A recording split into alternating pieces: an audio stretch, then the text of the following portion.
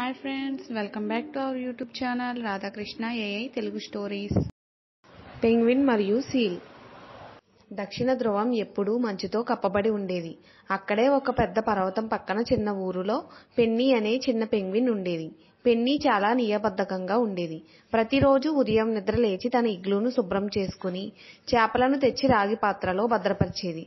తన నలుపు తెలుపు ఈకలను శుభ్రంగా ఉంచుకునేది. అక్కడే సుకీ అనే చిన్న సీల్ కూడా ఉండేది. సుకీకి ఆటలంటే విపరీతమైన ఆసక్తి. పెన్నీ ఎంత శాంతంగా ఉంటుందో సుకీ అంతే హంగామా చేస్తుంది. మన జీవితం ఒక్కటే కదా పెన్నీ, రోజూ క్రమశిక్షణ అంటే మనకి ఏం మజా ఉంటుంది అని మళ్ళీ మళ్ళీ చెప్పేది. ఒకరోజు ఉదయం ఆకాశం మబ్బుగా అనిపించింది. అంతే, గాలులు వీశాయి. మంచు తెరలు తేలిగ్గా గాలిలో తేలియాడుతూ వచ్చాయి.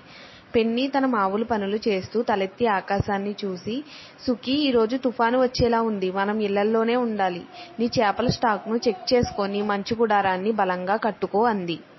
సుకీ మాత్రం నవ్వుతూ తన పొట్ట మీద ఒరిగి అల్లరి గొంతుతో, ఓ పెన్నీ, నువ్వు కూడా ఇదే పరిస్థితి అంటే నేను రోజూ ఇంట్లో ఉండాల్సే వస్తుంది. నేను మంచు మీద స్కేట్ చేసి వచ్చేస్తాను. అంతవరకు బాయ్ బాయ్ అని చెప్పి వెళ్ళింది. పెన్నీ ఆపలేకపోయింది. తన పని తాను చూసుకుని తలుపులు మూసుకుంది. సాయంత్రానికి తుఫాను ఉద్రిక్తంగా మారింది. గాలులు అరుస్తూ ఊగుతున్నాయి. మంచు భయంకరంగా కొట్టుకొస్తుంది. సముద్రం కూడా ఘోరంగా గర్జిస్తుంది. అది చూసిన పెన్నీకి సుకీ గురించి ఆందోళన కలిగింది. అప్పటికే సుకీ చాలా దూరం వెళ్లిపోవడం వల్ల కొండల మధ్యలో చిక్కుకుపోయింది. ఊహించని విధంగా మంచు తుఫాను వచ్చి దారి కనబడకుండా మూసుకుపోయింది.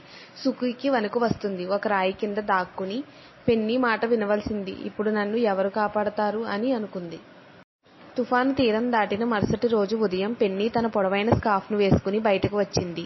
మంచు మీద నిదానంగా నడుచుకుంటూ తనకున్న అనుభవంతో దారిని గుర్తుపడుతూ చివరికి సుకీని కనుగొంది. సుకీ, నువ్వేనా అంటూ ఆమె అరవడం మొదలుపెట్టింది. సుకీ కన్నీళ్లతో, పెన్నీ, నువ్వు వచ్చావా? నాకు చలిగా ఉంది. నువ్వు నిజంగా మంచి స్నేహితుడివి అంది. పెన్నీ వెంటనే సుకీకి తన స్కార్ఫ్ను కప్పింది. వాళ్ళిద్దరూ ఇగ్లూకి తిరిగి వెళ్లారు. ఇగ్లూలో మంటల దగ్గర కూర్చుని సుకీ మాటిచ్చింది. ఇప్పటి వరకు నేను నీ శ్రద్ధను ముద్దుగా తీసుకున్నాను. కానీ ఈ సంఘటన తర్వాత నేను నీ వల్లే బ్రతికాను అంది. పెన్నీ నెమ్మదిగా నవ్వుతూ, మన మధ్య తేడాలు ఉన్నా మానవత్వం ఒకటే సుకీ. మిత్రత్వం అంటే ఎప్పుడూ సహాయం చేయడం కాదు, అవసరమైనప్పుడు అక్కడ ఉండటము అంది. సరదాగా జీవించడం మంచిదే, కానీ వినడం, ముందుగా సిద్ధంగా ఉండడం మరింత ముఖ్యమైనవి.